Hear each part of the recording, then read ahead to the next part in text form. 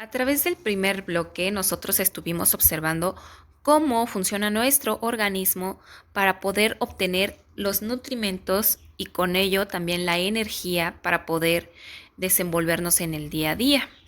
Sin embargo, nosotros no somos los únicos seres vivos, pues también hay plantas y animales que también tienen cierto proceso y tipo de alimentación por el cual pueden obtener la energía. Es por esto que vamos a ver el tema de interacciones de los seres vivos. Aquí vamos a ver primero, el día de hoy, el tipo de alimentación y más adelante vamos a ver cómo es que hacen el proceso de la respiración. La alimentación tiene mucho que ver en función del lugar en donde habita. Vamos a ver ahorita con el tema de los animales y su alimentación. Aquí tenemos al mono araña que habita en la selva y este se alimenta de frutas y de plantas que hay en mayor abundancia en este tipo de ecosistema en el que él vive, que es en la selva. Y aquí tenemos una tortuga de desierto que obviamente en el ecosistema en el que vive es muy seco y abundan plantas como las cactáceas.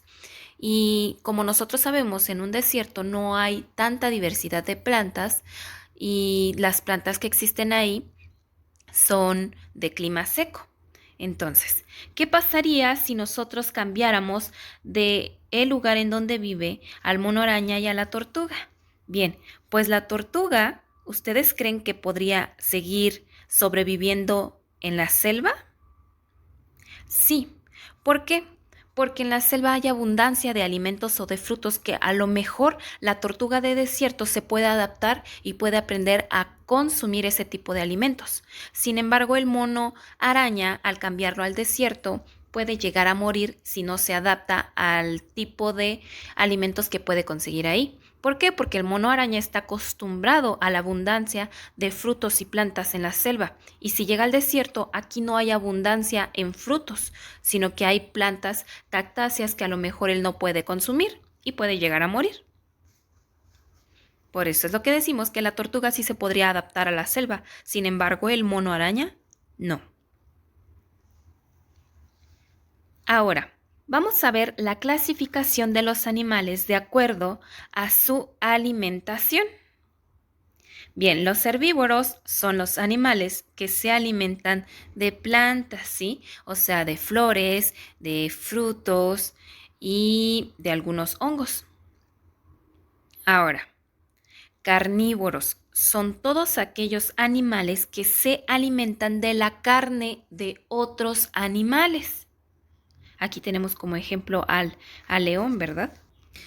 Los omnívoros son los animales o seres vivos que se alimentan de plantas y carne de otros animales. En este caso, nosotros, las personas, seríamos omnívoros porque nosotros nos alimentamos de plantas o lo que obtenemos de las plantas como las frutas, las verduras, algunas hierbas y nos alimentamos también de carne de los animales.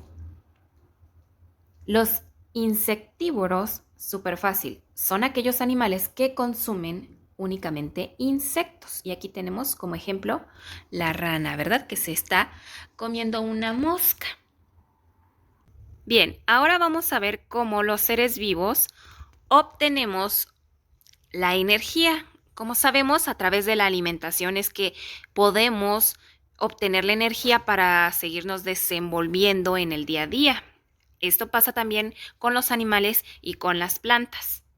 Aquí tenemos un esquema. Este tipo de esquemas fue creado para comprender quién se come a quién dentro de un ecosistema. A este esquema se le llama cadena alimentaria, que nos explica qué seres vivos se alimentan de otros. ¿Sí? Aquí tenemos el sol, la planta, el conejo, la serpiente y el águila. Ahora, la planta es el principal productor de energía, ¿sí? ¿Cómo fabrica la energía una planta? Si ven, antes de la planta, pues ahora sí que la planta no consume a nadie, ¿no? Quiere decir que es el que produce su propia energía. ¿Cómo lo hace? A través del proceso de la fotosíntesis, ¿sí? Una planta empieza su proceso de la fotosíntesis a través de la luz solar, del agua y de los minerales de la tierra, ¿sí? Las hojas absorben el dióxido de carbono del aire.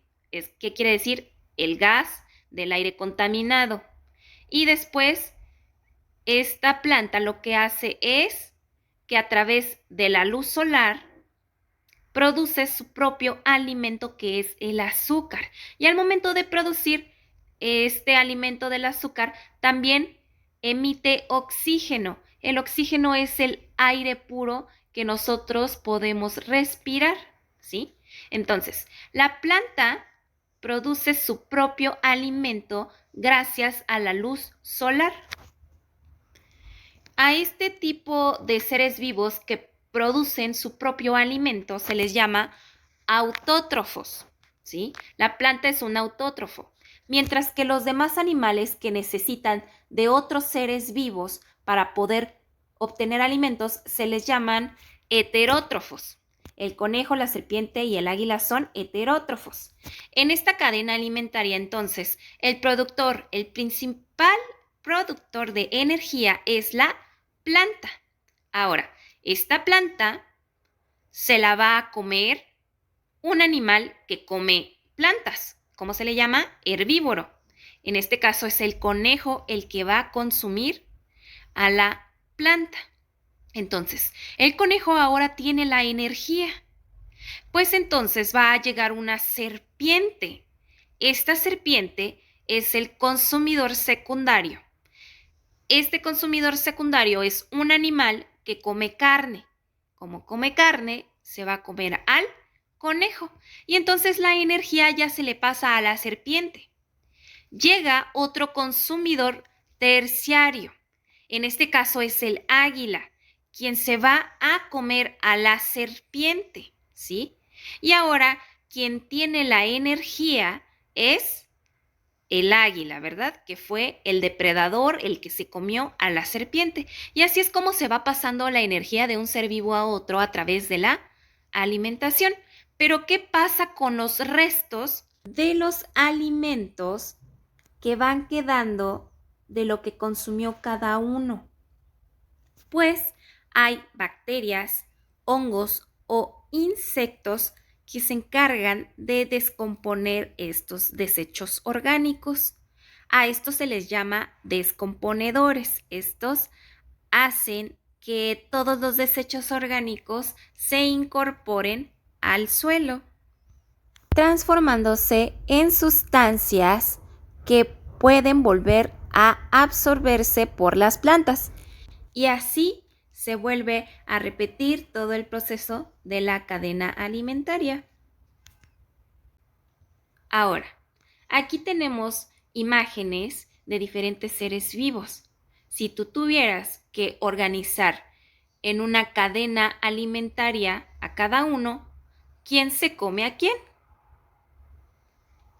Piensa, te lo dejo de tarea y si lo sabes resolver, quiere decir que comprendiste el tema. Mucha suerte.